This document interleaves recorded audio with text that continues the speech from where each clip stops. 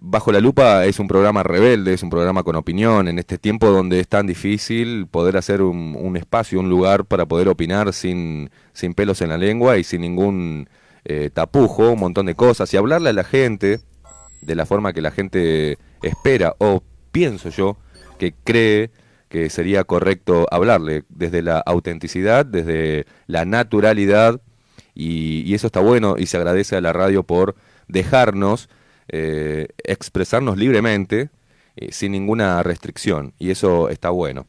Pido disculpas también, a veces me acaloro demasiado, y hay gente que no le gusta las puteadas, pero bueno, ayer hablaba con una oyente que me mandó un mensaje muy lindo, y que me deseó lo mejor y un montón de cosas, pero decía que a veces le hacía mucho ruido las malas palabras que yo decía, ¿no? Y a veces, y sí, a veces me acaloro, y cuando me caliento no hago más que demostrar lo que me pasa realmente, y lo que les pasa a ustedes, por eso en algún u otro punto coincidimos, y eso hace que esta magia de la radio y de las redes sociales, este, en este caso Facebook, el canal donde transmitimos y también después lo replicamos en nuestro canal de YouTube, tienen llegada con imagen, así que la gente puede ver también que no me caliento solamente con la voz, sino también que me caliento, que me pongo colorado.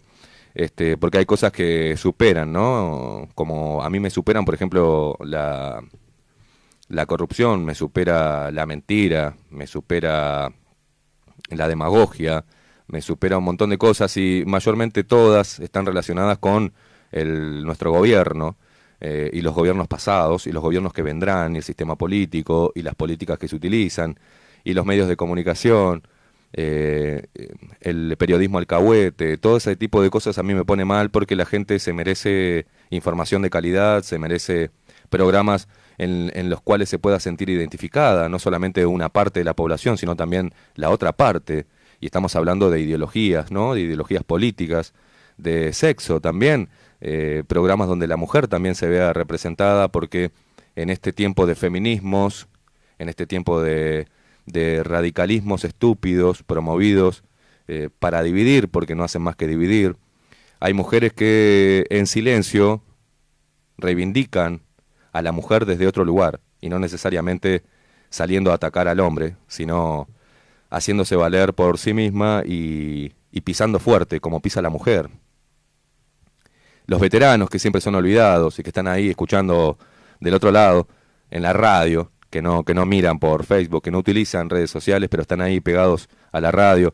Oyentes que me han mandado videos de que, por ejemplo, a las 11 es religioso, bajo la lupa en casa, y me han mandado un video y está la radio, mientras que la familia, algunos chicos están con la computadora, otros están en el sillón y escuchando la radio y escuchando bajo la lupa. Un saludo enorme para todos ustedes, para los que están ahí del otro lado en Facebook, también después para la gente de YouTube, que mira a través de YouTube cuando subimos los programas, a toda la gente que está escuchando a través de la web, a todos los que están trabajando ahora en el transporte, también hay oyentes taxistas, oyentes que trabajan en el ómnibus, oyentes que son choferes de aplicaciones, que ponen la radio y hacen ese rato de descanso, lo hacen con Bajo la Lupa. Cuando me mandan ese tipo de mensajes a mí, no hacen más que impulsarme a seguir adelante, a seguir por este camino que es bastante complejo, es un camino donde nadie se arrima a dar una mano, hablo de mis colegas, muy pocos, y cada uno que se arrima a darme una mano, tirarme para adelante, lo hace desde el interior. Acá en Montevideo muy poca gente me da para adelante de mis colegas, ¿no?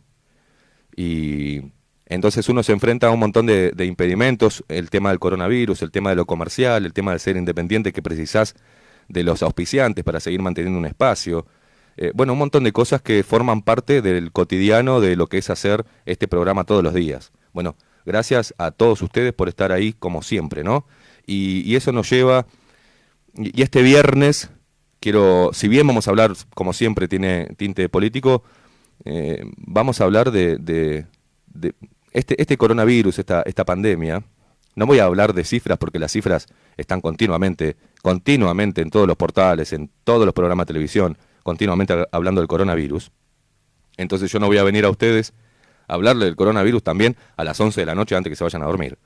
La idea desde acá siempre es colaborar en mostrar algún aspecto que no es tocado de la forma como lo sabemos hacer nosotros, desde acá, desde Bajo la Lupa, pero hacerte pensar, hacerte ver las cosas de otro lado, despertarte alguna sensación, risa, bronca, y reflexión, análisis de lo que está pasando en el mundo en realidad, y que nosotros también lo tomamos, formamos parte del mundo a pesar de ser un país tan chiquitito, pero somos un país chico con gente muy valiosa y con gente muy grande. Y eso es lo que nos ha identificado con el resto del mundo. Yo no soy de esos que, somos un país chiquitito y la humildad pelotuda, esa falsa humildad. No, somos un país muy rico, somos un país de gente muy valiosa, que lamentablemente, después de las redes sociales que mal utilizadas, de la manipulación de la información, del sesgo ideológico en el área de la educación, en la comunicación también, en el área de la cultura, todo eso ha hecho que una parte y una porción muy importante de los uruguayos sientan que no tienen lugar, que los programas no están hechos para ellos, que no se habla las cosas que ellos realmente quieren saber, o al menos no se tocan los temas para que ellos puedan opinar. Y eso es lo que me mueve siempre a venir al programa. A toda esa gente que no encuentra en los comunicadores, en los periodistas, no encuentra su voz reflejada o identificada.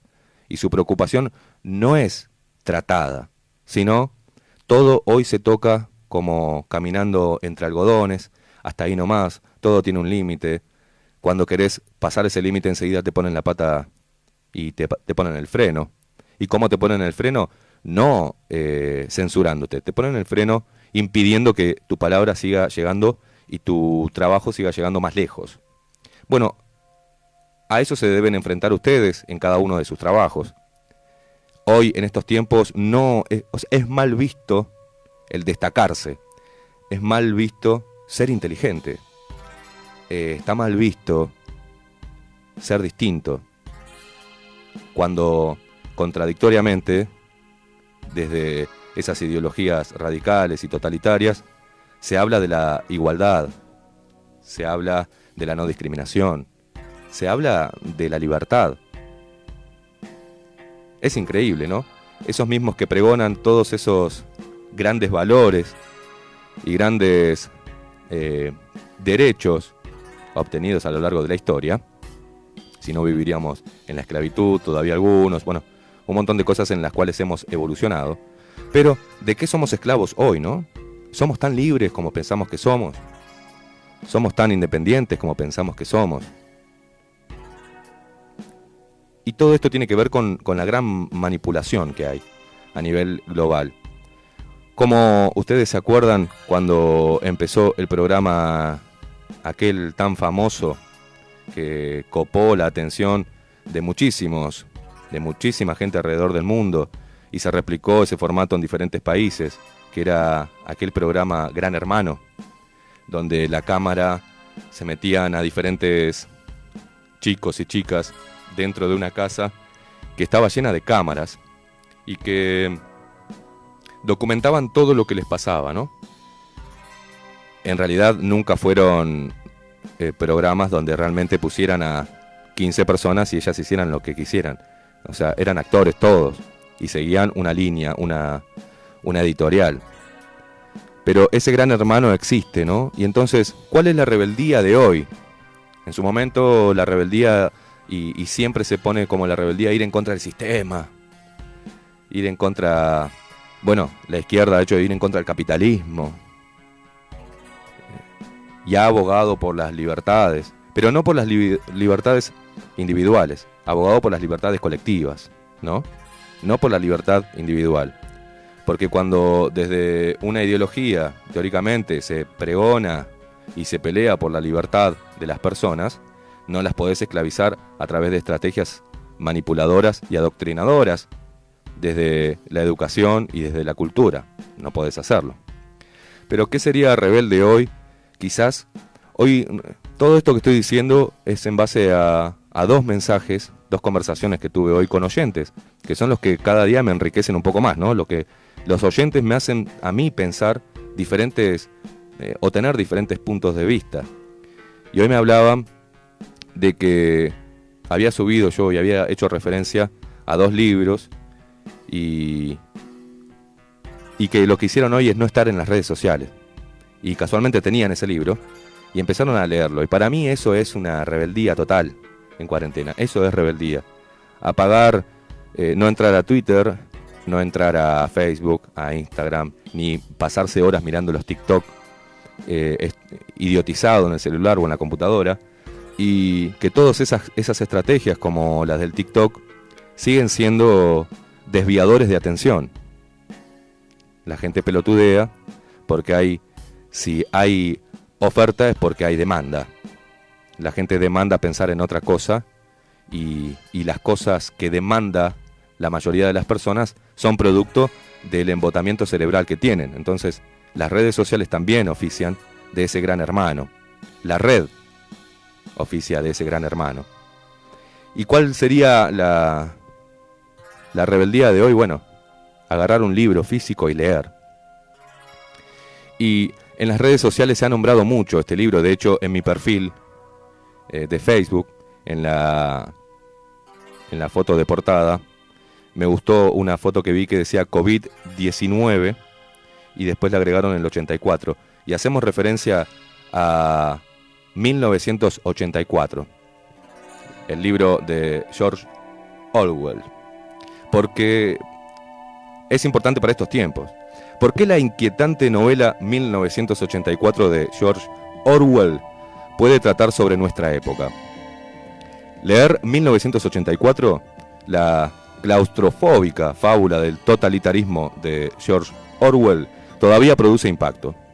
En primer lugar, porque reconocemos lo que describe, el doble pensamiento, mantener 2 ideas contradictorias al mismo tiempo, la policía del pensamiento, el ministerio del amor, que se ocupa del dolor, la desesperación y aniquila a todo disidente, el ministerio de la paz, que desata la guerra, las máquinas dedicadas a escribir novelas que producen pornografía con la cual sobornar a las masas.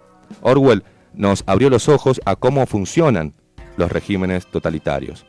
Pero hoy podemos hacer una lectura diferente de 1984, con una aprehensión ansiosa y utilizando la obra para medir hasta qué punto nosotros, nuestras acciones y el mundo que nos hemos situado en la carretera al infierno que describió el escritor británico.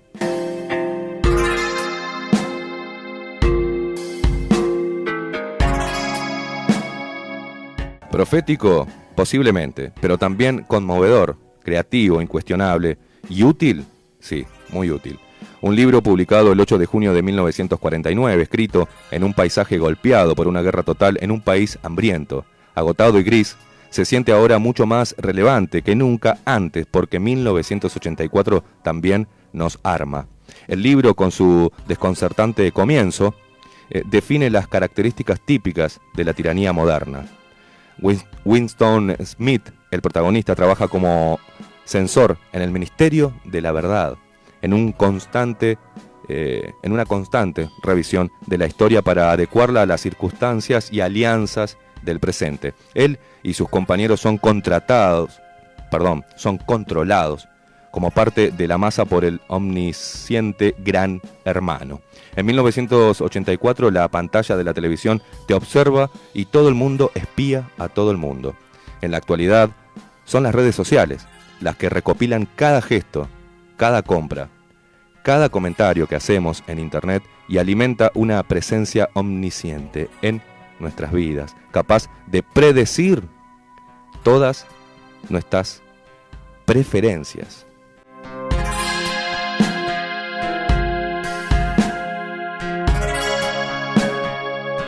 Basada en las elecciones de los consumidores, con el usuario como la mercancía con la que se comercia. La recolección de esas preferencias para las campañas políticas está distorsionando la democracia. Orwell entendió que los regímenes opresivos siempre necesitan enemigos. En 1984 mostró cómo estos pueden crearse arbitrariamente atizando las emociones de la gente a través de la propaganda.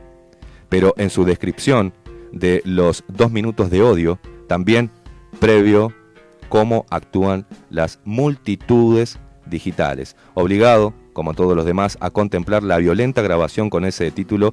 Winston Smith se da cuenta de que lo horrible de los 2 minutos de odio no era que a uno lo forzaban a tomar parte, sino que era imposible sumarse.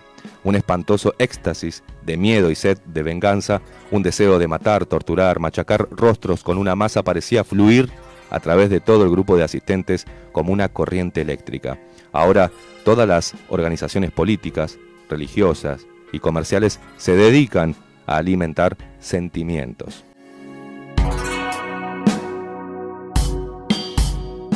Sorprendentemente, Orwell identificó la colusión voluntaria en el odio que semejantes movimientos pueden incitar.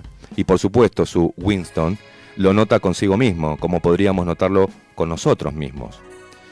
Esta mirada del gran hermano, ¿no? Luego está el icónico dictador, dentro del libro de Orwell, el gran hermano, absurdo y aterrador en igual medida. Las raíces del relato de Orwell están en las luchas entre gigantescos ismos que deformaron el siglo XX. Luchó como voluntario contra el fascismo en la Guerra Civil Española, convencido de que el pacifismo era un lujo pagado por otros, pero comprendió lo vacías que estaban las promesas del comunismo cuando el grupo antiestalinista en el que combatía fue capturado por la facción partidaria del propio Stalin.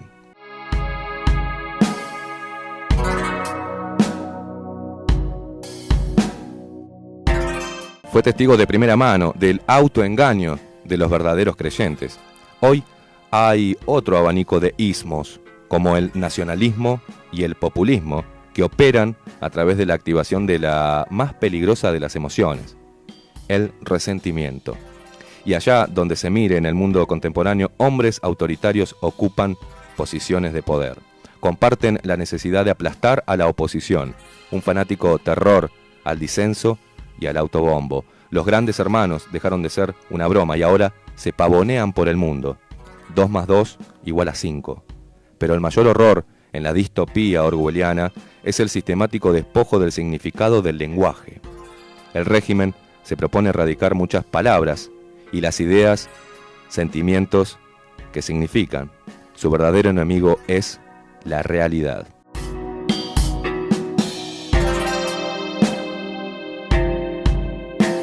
Las tiranías intentan hacer imposible entender el mundo real y buscan sustituirlo con fantasmas y mentiras.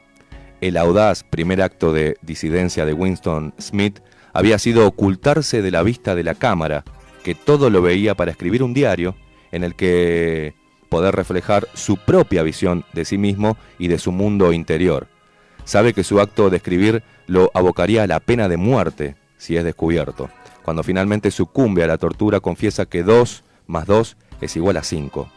Había descubierto que realmente pueden meterse dentro de ti y que algo se muere dentro de tu pecho, quemado, cauterizado. El terror en 1984 es la aniquilación del yo y la destrucción de la capacidad para reconocer el mundo real. No hay relativismo casual en la obra de Orwell. El autor entiende perfectamente lo duro que es que las cosas sean como deben ser. Sin embargo, su historia hace identificar el terror de un mundo en que la gente tiene cada vez menos y menos palabras para usar y su pensamiento está distorsionado por las ideologías.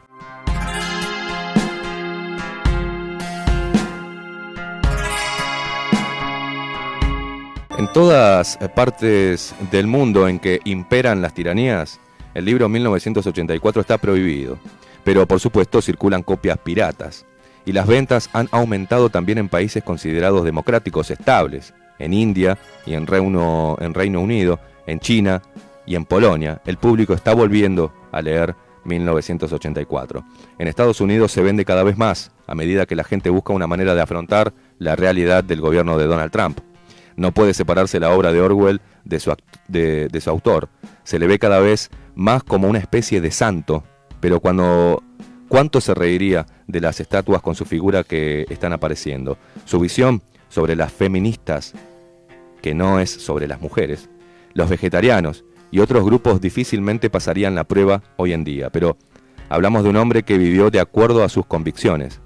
Quiso ser pobre a toda costa, combatió por lo que creyó que era lo correcto, fue incondicionalmente generoso y cordial con otros escritores y aún así Se enseñó a sí mismo a mirar al mundo, aunque no fuese como él le hubiera gustado.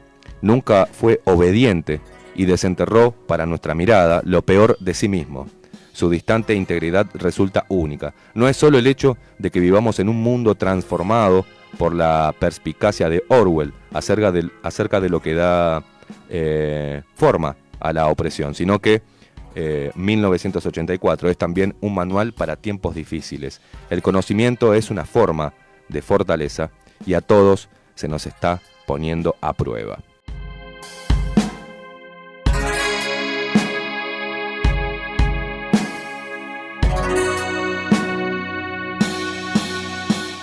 ¿Y qué es lo que precisamos para poder, más allá de la intuición de lo que esté pasando? ¿Qué es lo que precisamos? Es información. Y también uno dice, bueno, a través de la lectura abre la mente y también recibe información. Pero hay que ver quién escribió los libros, ¿no? Y qué buscaba con cada uno de esos libros.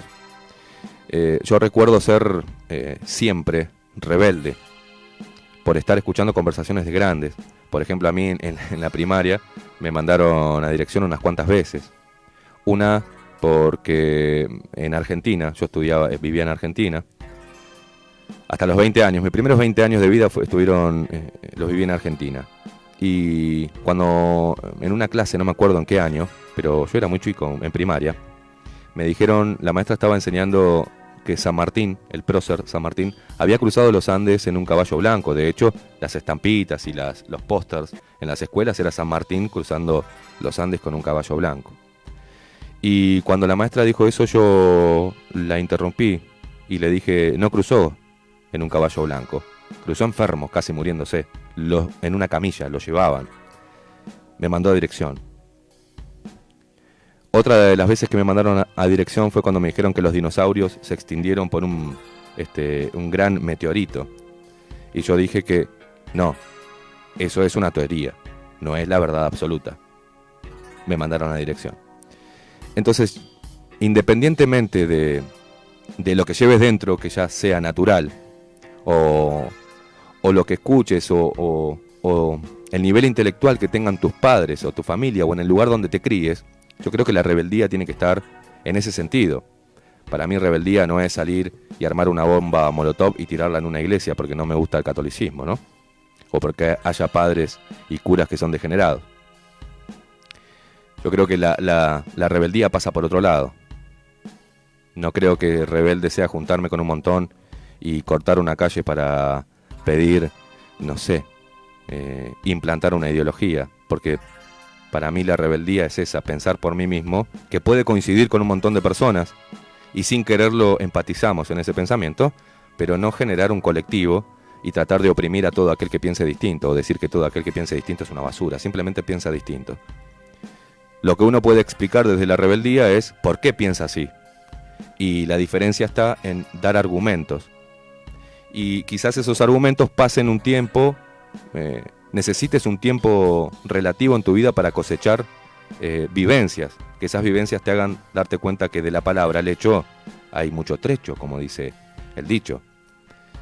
Pero cuán importante es la lectura y poder ir a un lugar, a una librería, y poder elegir el autor que uno quiera, y no que te estén pasando un autor continuamente, o una obra o una ideología constantemente a través de la radio, de la televisión, de las redes sociales. Porque ahora están en Argentina, por ejemplo, están haciendo los patrullajes cibernéticos, o sea, ¿no? Quieren, y acá también se han quejado muchísimo de las redes sociales. Y en las redes sociales encontrás de todo, encontrás esos disidentes, encontrás esos locos que suben información, encontrás esos hoy llamados conspiranoicos, que no son ni nada más ni nada menos que personas que piensan y observan y huelen y detectan una mentira muy bien orquestada e intentan, en base a su investigación, desmantelar ese telón de mentira y ese telón que hace que vos no puedas ver la realidad, sino ver lo que ellos quieren que veas de la realidad y lo que ellos quieren meterte y quieren decirte qué es la realidad. Por eso, otra de las obras importantísimas es Fahrenheit 451, ¿no? ¿Por qué Fahrenheit 451 representa nuestra era de redes sociales?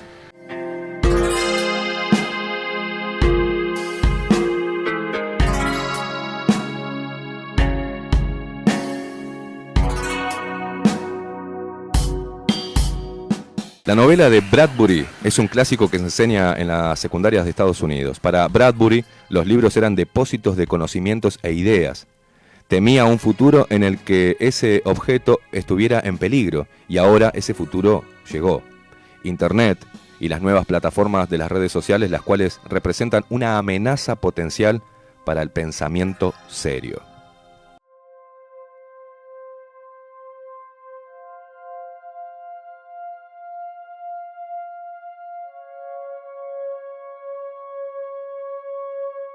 Fahrenheit 451 se escribió a principios de la década de 1950, poco después de que los nazis habían quemado libros y, en última instancia, seres humanos. Estados Unidos vivía una neblina de miedo creada por el Comité de Actividades Antiestadounidenses del Congreso y el macartismo, que trajo consigo la represión política, las listas negras y la censura de la literatura y el arte.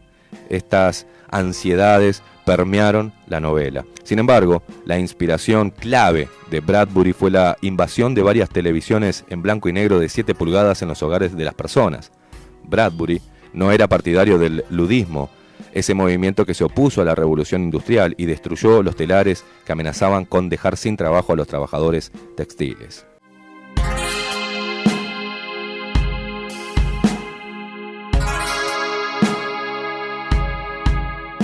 En la novela imaginó un mundo donde la gente se entretenía día y noche mirando los muros digitales de sus hogares.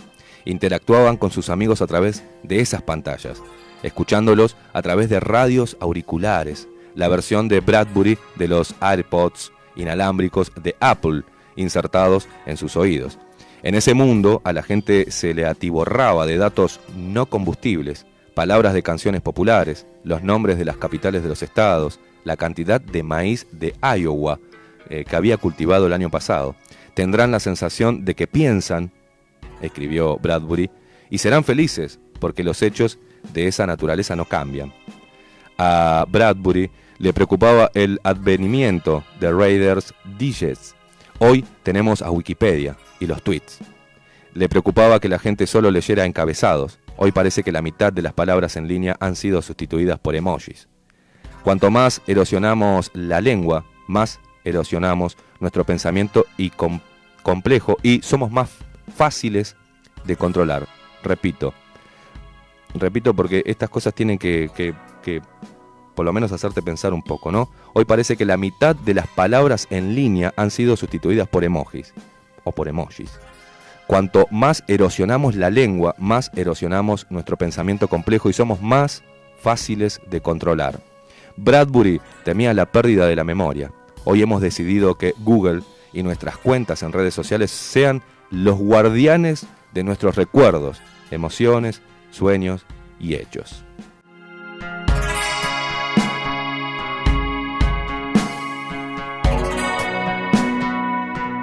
A medida que las empresas tecnológicas consoliden su poder, imaginen lo fácil que sería reescribir la entrada de Wikipedia de Benjamin Franklin para que concuerde con lo que los bomberos de la novela de Bradbury aprendieron sobre la historia del departamento de bomberos, establecidos en 1790 para quemar los libros de influencia inglesa de las colonias. Primer bombero, Benjamin Franklin. De esta forma, Bradbury predijo el ascenso de los hechos alternativos y la era de la posverdad. A medida que el mundo virtual se vuelve más dominante, tener libros se vuelve un acto de rebelión.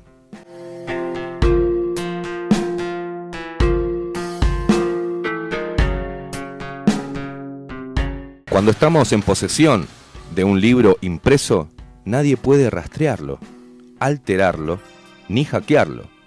Bradbury creía que queríamos que el mundo se volviera así, que pedíamos que los bomberos quemaran los libros, que queríamos que el entretenimiento reemplazara la lectura y el pensamiento, que votábamos por sistemas políticos y económicos que nos mantuvieran contentos en lugar de informados de una forma considerada.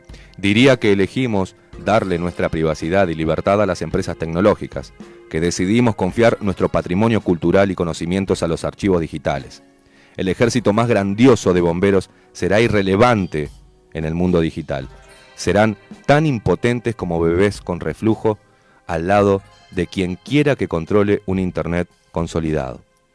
¿Cómo podrían evitar que una persona que se esconde en el sótano de sus padres con una computadora portátil hackee miles de millones de años de la historia, la literatura y la cultura colectiva de la humanidad y luego la reescriba en su totalidad o solo haga clic en borrar?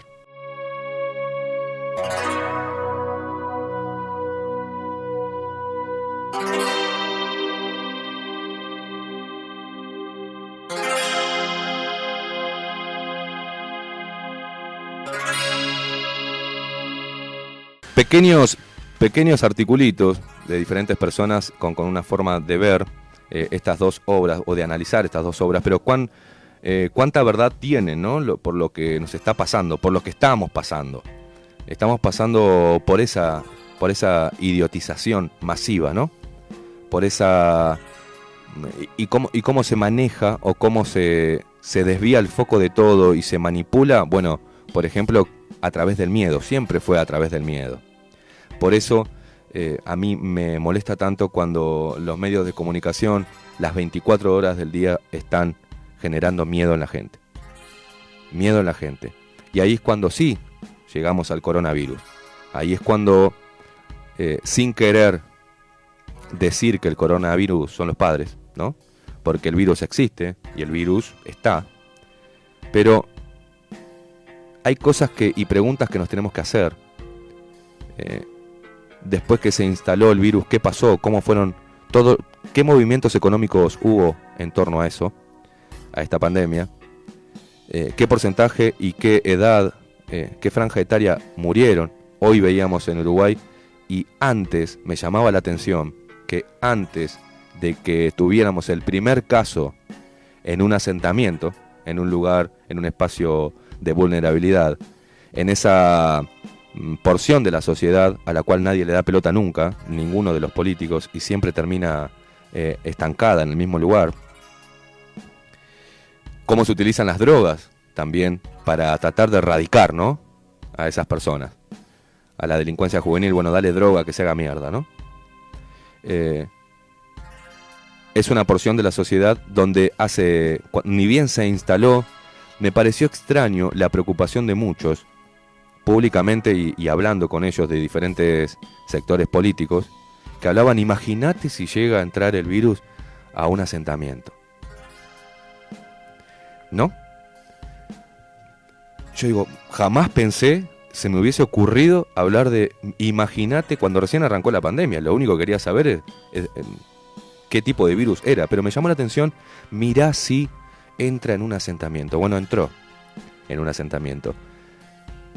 ¿Esto qué quiere decir? Y me dirán, este es un conspiranoico, sí, llámame conspiranoico. Pero el mundo avanza hacia erradicar todo lo que no pueda solucionar, todo lo que hoy parezca ser una basura para el mundo, trata de erradicarlo.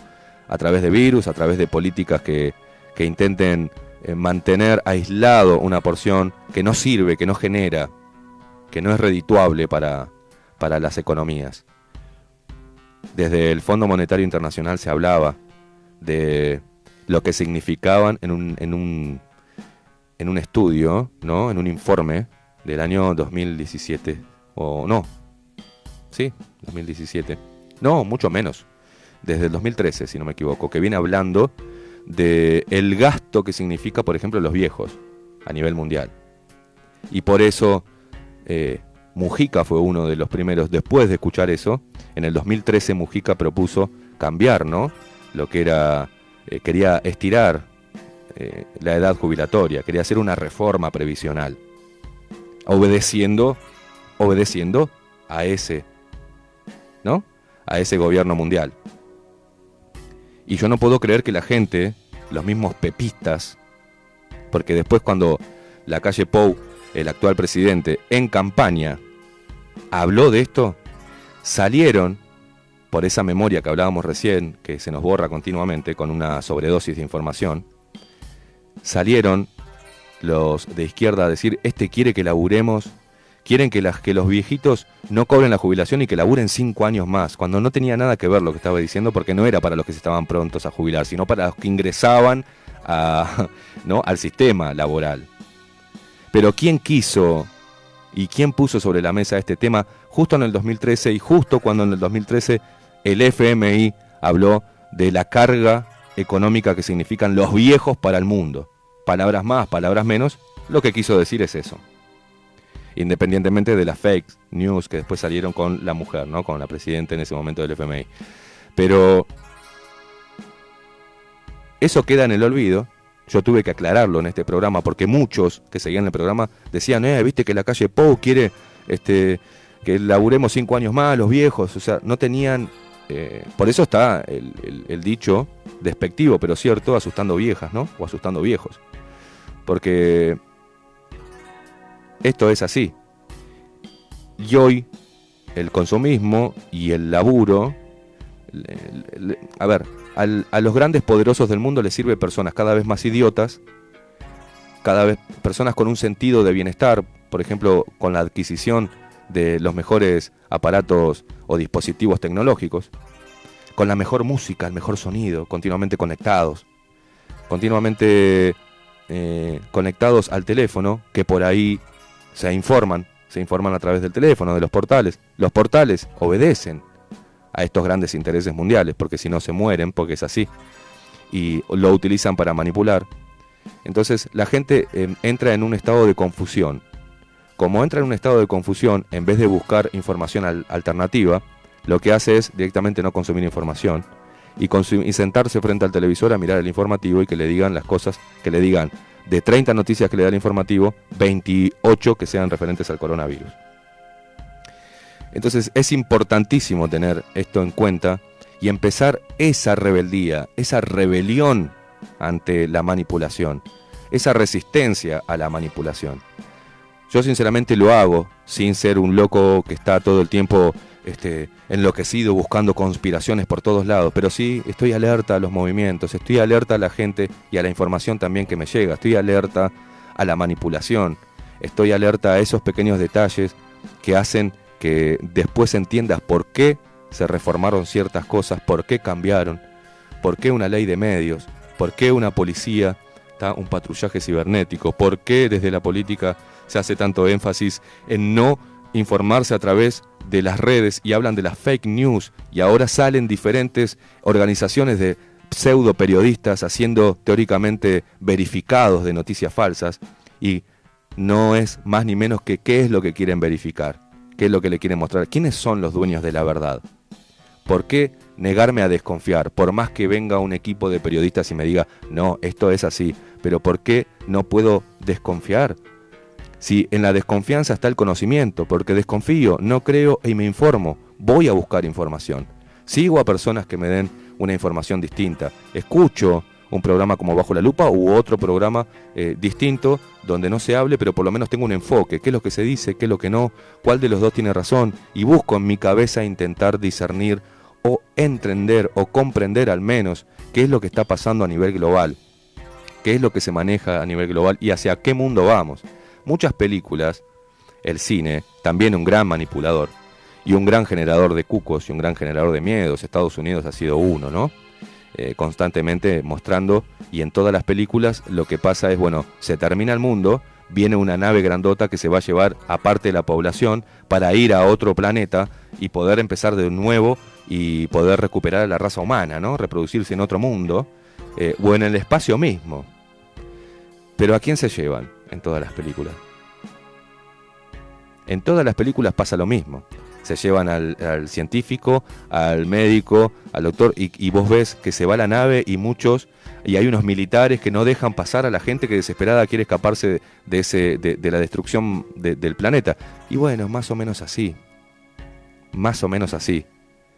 Y muchas novelas, como 1984 o como Fahrenheit, que fueron ficción y hoy son más realidad que ficción. Y la realidad muchas veces supera la ficción. y vamos por un camino bastante engorroso. Por eso es tan importante alejarse de los autoritarismos, de los totalitarismos, tener un pensamiento propio. Esto no quiere decir pasarse a ser ni libertario, ni nada. Ser vos mismo, entender la realidad de una manera personal, pero no dejar que te infundan miedo. Yo he salido, desde que apareció el coronavirus, cuidándome con alcohol en gel, no uso guantes, porque la información es ponete guantes, no, después no te pongas guantes, ponete tapabocas, no, después no es necesario ponerte tapabocas. No se aglomere gente, pero solamente podés ir a comprar, pero no salgas, pero cuando vuelvas, si vivís con viejos, no sé cómo vas a hacer, pero tenés que cuidar a los viejos, pero los viejos son población de riesgo. Ponete tapabocas solo cuando entras, después no es necesario porque no está en el aire, sí, está en el aire, no llega a 1,5 metros, no a 2 metros, no a 50 centímetros, no, pesa más y no llega. No, el cigarrillo, la nicotina puede ser un bloqueador. No es así.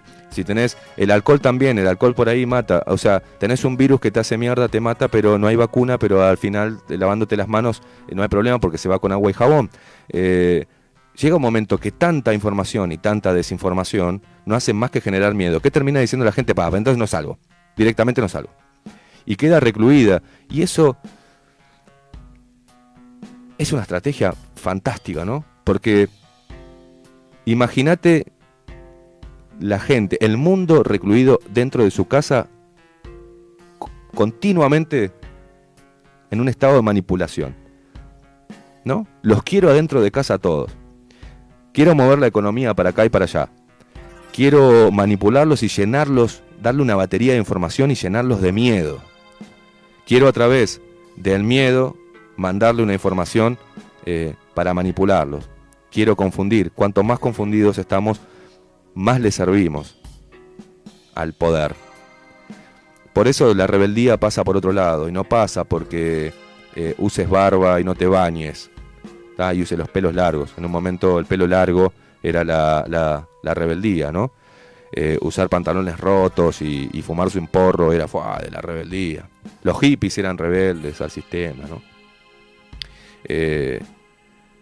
Eso era la rebeldía. Enfrentarse a la policía y tirarle bombas molotov, piedra, eso era la rebeldía.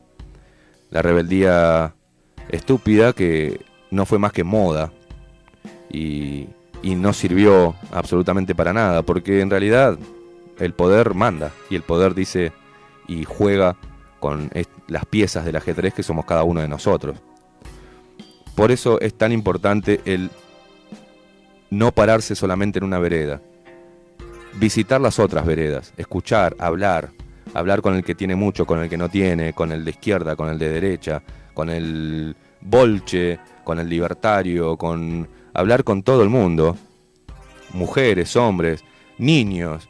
Los viejos son fabulosos para hablar.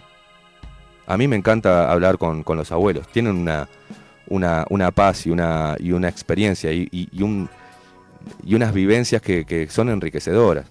Entonces, de todos aprendemos y todos de nosotros aprenden, de alguna u otra manera. Pero veo que el éxito se mide por la cantidad de likes que tengas en tus publicaciones. La gente elige gente de acuerdo a su popularidad en las redes sociales. Por ejemplo, si alguien dice algo contundente o algo polémico, ¿no? Que desde su punto de vista, una opinión en Twitter, pero esa persona tiene 100.000 seguidores, 200.000 seguidores o 1,5 millones, la gente dice, bueno, si lo siguen tanto quiere decir que tiene razón el tipo, ¿no? Pero si ve algo escrito y tiene 3 seguidores en Twitter, no lo leen, lo tiran, porque es como material descartable. No sos popular quiere decir que no sabes un carajo. Y no nos damos cuenta de que hay muchos que son populares porque le dicen a la gente lo que la gente quiere escuchar. Pero la gente, el ser humano, el de hoy, no quiere que le digan la cruda y siniestra verdad de las cosas. Quiere seguir en ese estado de que, bueno, este es un loco, yo vivo bien y no pasa nada. Qué exagerado. Claro, porque prestar atención sería apocalíptico, ¿no? Entonces, no quiero. y no le presto atención. Y aparte tiene 10 seguidores, tiene 20. Es un pelotudo, no sirve para nada. Le voy a dar bola a este que tiene 1,5 millones de seguidores. Y el tipo puede ser un manipulador pago que está hablando desde su percepción, que no es la verdad absoluta, ni como la mía, ni como la de nadie. Miro a una persona y si esa persona tiene X cantidad de seguidores en Facebook, bueno, a ver, le mando solicitud porque debe estar bueno lo que dice. Si mucha gente lo sigue, no, por ahí soy una máquina de decir estupideces. Pero por eso es tan importante los libros, por eso es tan importante volver al papel, la rebelión del papel por sobre las redes sociales. Claro que las redes sociales y la tecnología sirvió para tener un alcance directo a otros temas, porque uno puede googlear conspiraciones y ahí puede recibir información. Puede tener información, puede leer otras cosas que por lo menos diga, esto me parece demasiado, ¿no? Me parece como decir que el coronavirus lo inventó el Frente Amplio, pero no, para que le vaya mal a la calle Pou. Las cosas que he leído es increíble, ¿no? Son increíbles. Por eso, gente, en este viernes no hicimos propaganda, no hicimos nada. No queríamos, al menos yo quería hablar de otra cosa que siempre nos lleva a la política, ¿no? Siempre nos lleva a la manipulación. Recomendarles que también estén alerta a estos movimientos, estén alerta y entiendan lo que es el extractivismo, que entiendan lo que son las logias, que entiendan, que lean un poco de masonería, de los Illuminati, que lean del Vaticano, que lean de la tecnología 5G, que lean de la manipulación a través de las redes, que lean cómo te hackean, cómo te miran, cómo te investigan, que estén alertas y sean conscientes de que en sus hogares, con una computadora, con el celular, están teniendo un gran hermano en su casa. Están teniendo un gran hermano en cada nueva aplicación que ustedes se meten, de alguna u otra manera, siguen recopilando datos, siguen viendo tus movimientos. No digo que vivas asustado, sino que seas consciente de eso. A ver, hoy por hoy saben a dónde fuiste a comprar, cuántas horas dormís, porque si estás desconectado estás durmiendo, y según el horario, saben tus horarios laborales, saben qué es lo que comprás, cuáles son tus preferencias, tus gustos, saben si estás en pareja, si estás solo.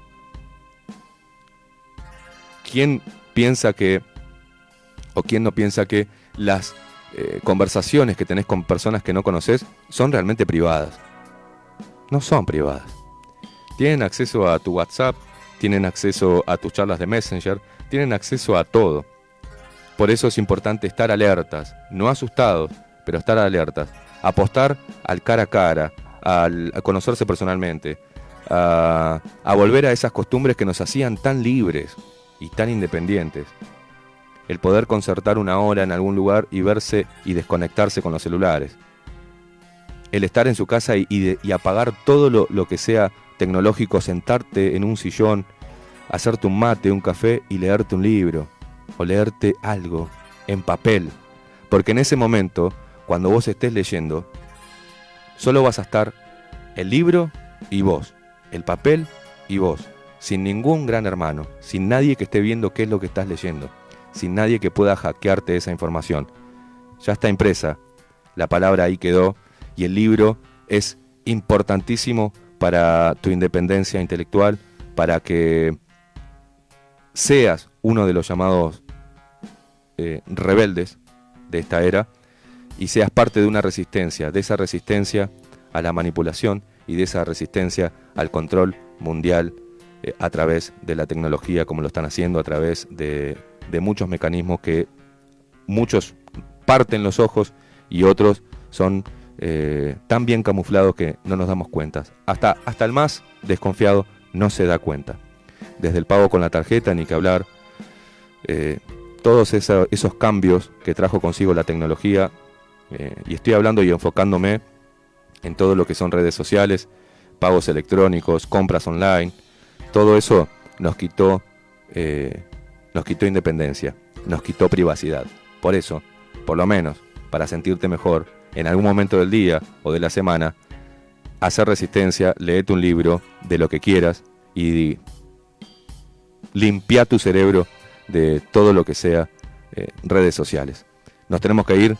Les deseo un muy buen fin de semana a todos, a todos por igual, que pasen bien. Viene con lluvia, me parece, ¿no? Tenemos lluvia unos cuantos días, por lo que dieron, no sé. Cuídense, tomen las precauciones necesarias, salgan a tomar un poco de aire, que es necesario, ¿está? Y no por eso sos un hijo de puta, porque salgas a tomar un poco de aire. Si no tenés personas a tu alrededor, no vas a dejar coronavirus, ni vas a agarrarte ningún coronavirus en el aire. Tratá de despejar un poco la cabeza, desconectarte de todo, disfrutar de la familia, disfrutar de la soledad, de la música, de la lectura y de lo que quieras hacer. Porque eso es lo que tenés que ser. Libre. Pero muy buen fin de semana para todos. Nos vemos el lunes a partir de las 23 horas por aquí, por 970 Radio Universal, haciendo esto, compartiendo con ustedes esto que hemos denominado y que hemos llamado Bajo la Lupa. Chau, chau.